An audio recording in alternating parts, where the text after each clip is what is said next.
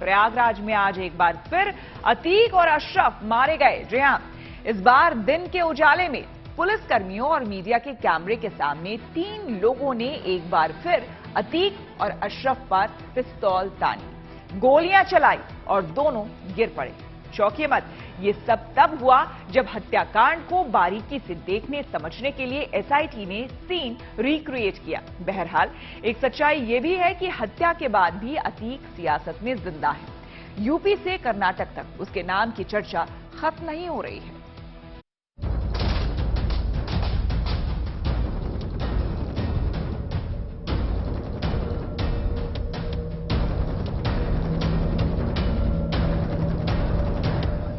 दूर से देखें तो धोखा खा जाएंगे।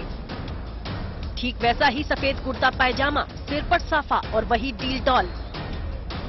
ये कोशिश है अतीक और अशरफ की मौत को समझने और सबूत इकट्ठा करने की। 15 अप्रैल को शनिवार की रात प्रयागराज के कॉलविन अस्पताल में जो हुआ उसे दिन के उजाले में अच्छी तरह समझने के लिए एसआईटी ने पूरे क्राइम सीन को रिक्रिएट किया। उस दिन भी ऐसे ही पुलिस की टीम अस्पताल के गेट से अतीक और अशरफ को लेकर अंदर आई। दोनों के हाथ में हथकड़ी थी और चारों तरफ पुलिस की टीम थी। गेट और अस्पताल के दरमियान मीडिया कर्मी कैमरा और माइक के साथ खड़े थे और उनके बीच फर्जी पत्रकार बनकर तीनों हत्यारे भी मौजूद थे। मीडिया की तरफ से सवाल पूछे जाते हैं, अतीक जवाब देता है, लेकिन अशरफ की लाइन पूरी तक नहीं होती कि एक आरोपी अतीक के सिर पर पिस्तौल से फायर करता है। दूसरी तरफ से एक गोली अशरफ को लगती है। दोनों जमीन पर गिर जाते हैं और इसके बाद ताबड़तोड़ गोलियां चलती हैं।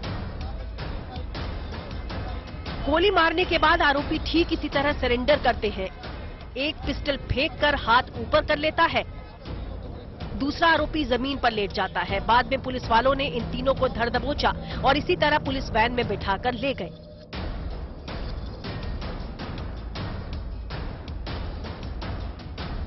आप सोच रहे होंगे कि जो वारदात हो चुकी है उसके रिक्रिएशन की जरूरत क्या है। असल में इसके जरिए मामले की तफ्तीश कर रही एसआईटी ने हर पहलू को देखा। घटना स्थल पर अतीक अशरफ के साथ मौजूद पुलिस टीम और आरोपियों की पोजीशनिंग को समझा गया। पुलिस जब चार्जशीट दायर करेगी तो ऐसे हर एक ब्यौरे की अदालत में जरूरत पड़ेगी, लेकिन इसके साथ ही हत्याकांड की जांच भी तेजी से आगे बढ़ रही है। वरिष्ठ अधिकारियों वाली एक और एसआईटी ने अस्पताल पहुंचकर समझा कि वारदात को कैसे अंजाम दिया गया।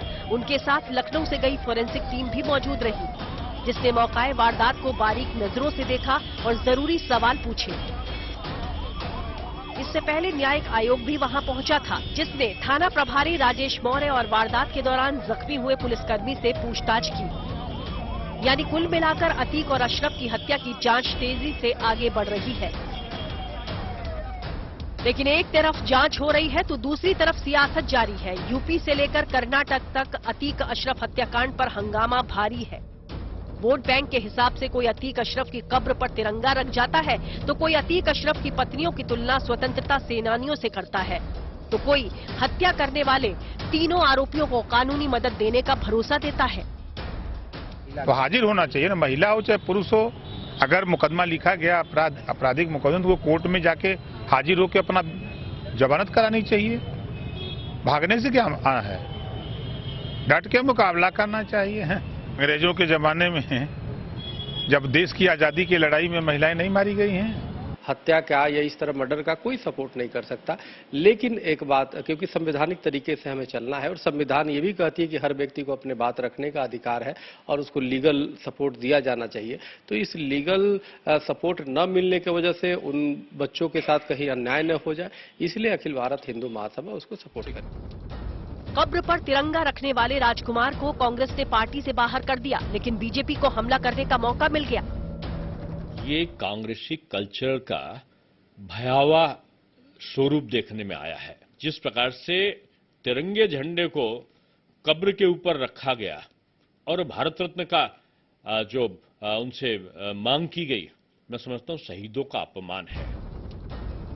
आसार यही है कि अतीक अहमद यूपी की सियासत में अभी जिंदा रहने वाला है, लेकिन हैरत की बात ये कि उसका नाम कर्नाटक के चुनाव में भी गूंज रहा है।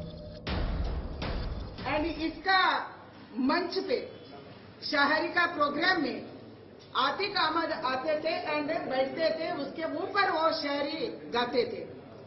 ऐसा इमरान प्रताप गढ़िया को कर्नाटका इलेक्शन का स्टार कैंपेन का लिस्ट में कांग्रेस रखा है। ये कांग्रेस का हाथ अपराधियों का साथ है। Taking some photograph and showing that they were close, that is all irrelevant issues, and it got no relevance for Karnataka. And I can show many photographs of Shobha Karandlaje with so many anti-social characters. जब SIT और न्यायिक आयोग अपनी report देगा तो शायद अतीक अशरफ हत्याकांड से जुड़े कई सवालों के जवाब मिल जाएंगे। लेकिन इस सवाल का कोई क्या जवाब देगा कि एक माफिया का नाम मरने के बाद भी सियासत का हिस्सा क्यों है, चुनावी मुद्दा क्यों है? Bureau report, good news today.